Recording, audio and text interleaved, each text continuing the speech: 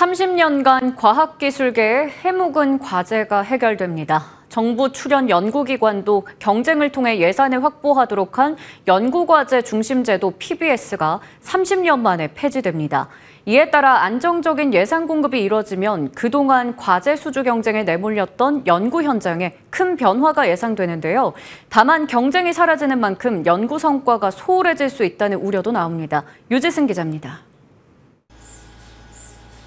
1995년 당시 정부 출연 연구기관은 정부 R&D 투자액의 41.3%를 사용했지만 낮은 성과로 비판을 받았습니다.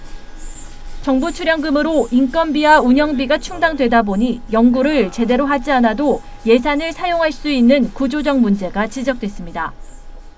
이에 따라 각 출연 연구기관의 예산을 맡기는 구조에서 연구원들이 정부 과제를 놓고 예산 경쟁을 벌이도록 1996년 연구과제 중심제도 PBS가 도입됐습니다.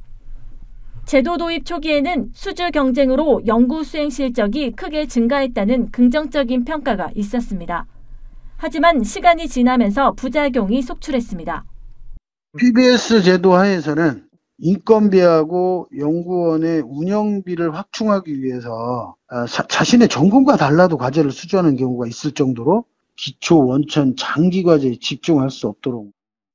과제를 따내지 못하면 연구비가 끊기는 불안정성이 커지면서 단기 성과에 매몰된 겁니다.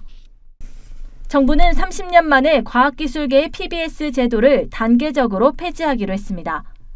출연연의 설립 목적에 맞게 산업에 퍼뜨릴 수 있는 기초 연구를 안정적으로 이어갈 수 있는 환경을 만들겠다는 겁니다. 과학기술계는 정부의 이번 결정을 적극 환영하고 있습니다. 정부의 주요 수장들이 과학기술계 출신으로 채워지면서 업계의 이해와 눈높이에 맞는 제도가 만들어지고 있다는 평가입니다.